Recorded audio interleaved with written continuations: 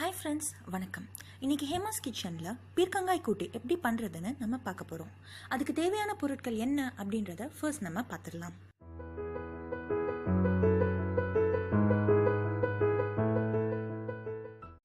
பீர்க்கங்காயை எப்படி தோல் சீவி கட் பண்ணணும்னு ஏற்கனவே நான் ஒரு வீடியோ ரெடி பண்ணியிருக்கேன்.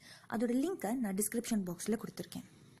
ஸோ கட் பண்ணி வச்ச பீர்க்கங்காய், அதுக்கப்புறம் 2 to 3 டேபிள் ஸ்பூன் ஊற வச்ச பாசிப்பருப்பு, அதுக்கப்புறம் 5 இல்லை 6 பல்லு பூண்டு, அப்புறம் கொஞ்சம் மஞ்சள் தூள், இதெல்லாம் போட்டு குக்கரில் கொஞ்சோண்டு தண்ணி ஊற்றி 3 இல்லை 4 விசில் வச்சுடுங்க. தண்ணி அளவாகவே ஊற்றுங்க, ஏன்னா பீர்க்கங்காய் வேகும்போது அது கொஞ்சம் தண்ணி ரிலீஸ் பண்ணும். ஸோ கம்மியான அளவு தண்ணி ஊற்றி 3 இல்லை 4 விசில் வச்சுடுங்க. ஸோ பீர்க்கங்காய் வெந்துருச்சு. உங்களுக்கு இதே மாதிரி வேணும்னா நீங்கள் அடுத்து தாளிக்கிற ஸ்டெப்புக்கு ப்ரொசீட் பண்ணிவிடுங்க. இல்லை உங்களுக்கு மசிச்ச மாதிரி வேணும் அப்படின்னா ஒரு மத்து எடுத்து அதை லைட்டாக மசிச்சுக்கோங்க.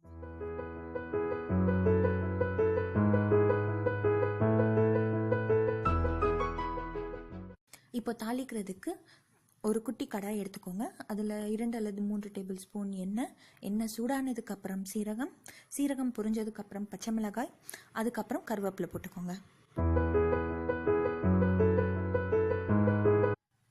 இப்போ சின்னதாக கட் பண்ணி வச்ச சின்ன வெங்காயத்தை ஆட் பண்ணி வெங்காயம் பொன்னிறம் மாற வரைக்கும் வதக்கிக்கோங்க. நீங்கள் பெரிய வெங்காயம் ஆட் பண்ணுறதுனாலும் ஓகே, பட் சின்ன வெங்காயம் ஆட் பண்ணால் டேஸ்ட் இன்னும் நல்லாயிருக்கும்.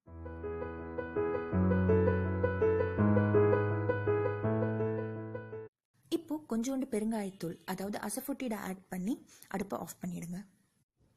ஸோ இப்போ இந்த தாளிச்ச மிக்சரை நம்ம வேக வச்ச பீர்க்கங்காயோட ஆட் பண்ணி தேவையான அளவு உப்பு போட்டு மிக்ஸ் பண்ணிங்கன்னா பீர்க்கங்காய் கூட்டு ரெடி.